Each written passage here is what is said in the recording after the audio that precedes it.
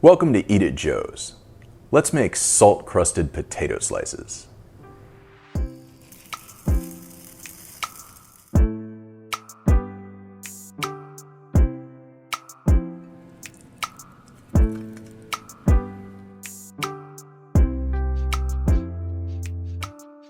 Potato and salt go almost hand in hand. Chips, fries, Syracuse salt potatoes. Potatoes can handle a lot of salt, and they just become more delicious. This is one of my favorite potato dishes. It's practically foolproof, and depending on how you want to plate it, can be seen as either fine or casual dining. The process involves skewering a bunch of potato slices. So first, you need a bunch of potatoes. Take your skewer and measure it up against your potatoes to see exactly how many you're going to need. We'll peel these clean and set them off to the side.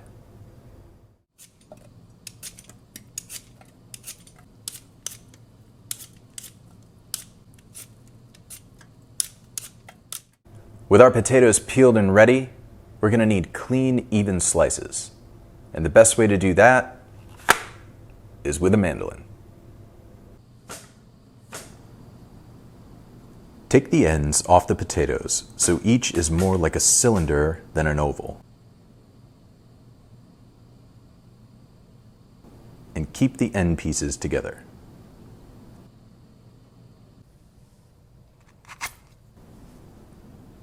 Slice each potato down.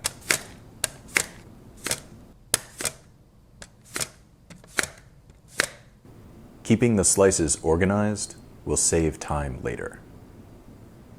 It is very important that you use flat metal skewers, not rounded ones. This will make more sense in a minute. Starting with the potato end cap, use the smaller pieces of potato to gradually build up to the full-size pieces. Then do the opposite on the other end. It should look like one long, peeled, sliced potato. Keep the slices tight together. Fit as much potato on the skewers as you can. When they're done, rest them on a 13-inch by 9-inch baking dish. One of the important elements to this dish is clarified butter. A stick of butter is made up of 80% fat and the rest is water and proteins. When you heat that up and the water boils off, the proteins are going to start to burn once it reaches about 300 degrees. But that fat won't burn until it reaches about 480 degrees. This is why it's so important to remove all those proteins out and only have pure butterfat. Since we're setting the oven to 425 degrees Fahrenheit, we don't want anything that drips off the potatoes to burn too easily at that temperature. Soak the potato in clarified butter, rotating it every 5 seconds for around 30 seconds to make sure the entire surface is coated and to trap as much butter as possible.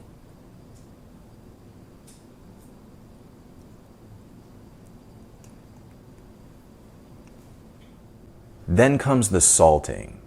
It's really important that you make sure all the slices are pressed really close together because we're going to coat the entire outside of this with a coarse salt, and we want to make sure that none of that falls in between our slices, only stays on the outside. Now's a good time to talk about salt. It took me a long time to accept that not all salt is created equal. Let me give you a few examples. This is table salt. It's mostly sodium chloride with a fine and even structure. But manufacturers add a lot of other chemicals to it for aesthetic and nutritional reasons. It's called table salt because it's commonly found on tables in salt shakers, because it's the cheapest salt. But it also tastes the worst.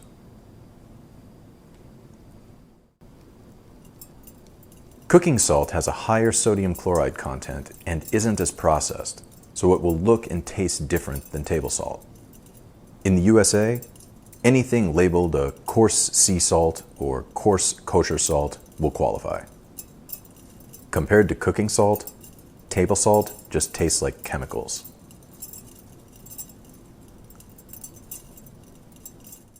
Then we have flake salt. In this case, the most famous flake salt, Maldon salt. It's rare, it's British, and it's amazing. The manufacturing process gives it a diamond-shaped, almost ice-like structure and a clean flavor. This we'd call finishing salt because you'd never use it to cook with, as that would destroy the structure. Table salt is cheap, only about 50 cents a pound. But cooking salt is far from expensive. It's only about 80 cents a pound. For a price increase of only about 60%, you're getting a lot more from your salt. So I think it's worth the purchase. I don't even have regular table salt in my house.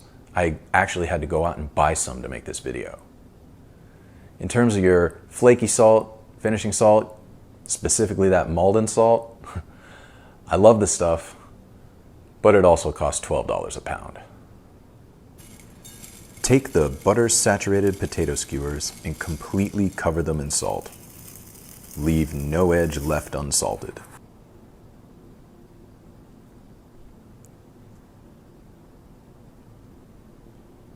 Put those in the oven, pulling them out and flipping them over every 10 minutes or so.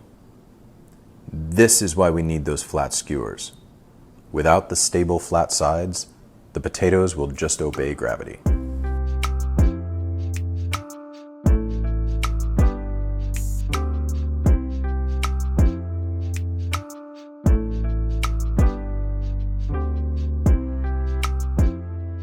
After a little over an hour, you should see a brown, crispy, salty crust on the outside of these potatoes. Take them out and let them rest for 10, maybe even 20 minutes. Potatoes retain heat and steam releases moisture. So if you don't want dry potatoes, you don't want steaming potatoes.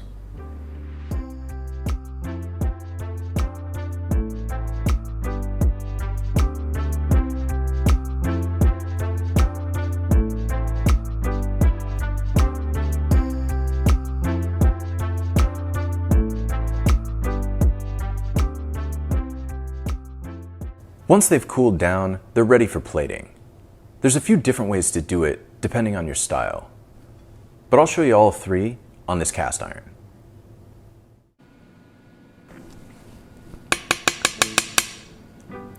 If they're serving as a side on a more casual plate, I'd lay down a base of sour cream followed by a long length of potato on its side.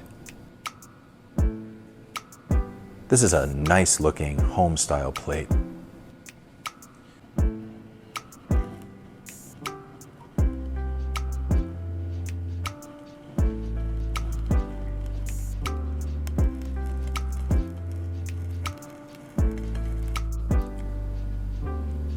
If they're serving as a base for the protein, as we often see in fine dining, I'd stack them like fondant potatoes, then place the meat on top.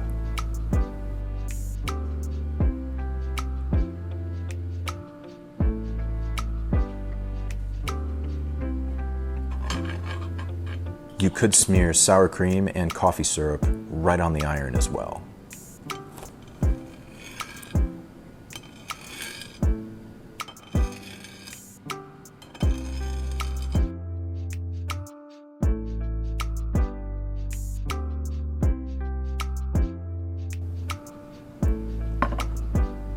If it's a party platter, put a bowl of sour cream in the middle of the iron, then arrange the potatoes around it in a circle. This is easier to achieve by slightly exposing the inside of the potato next to each edge so they wrap evenly in a circle around the iron.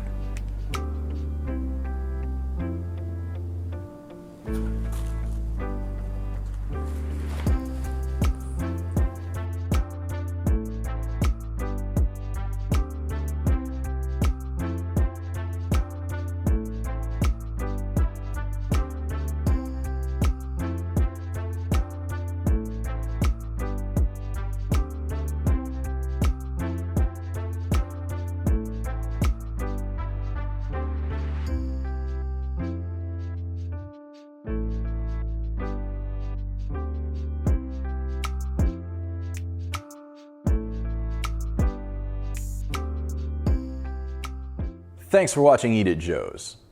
I hope you enjoyed my salt-crusted potatoes. See you next time.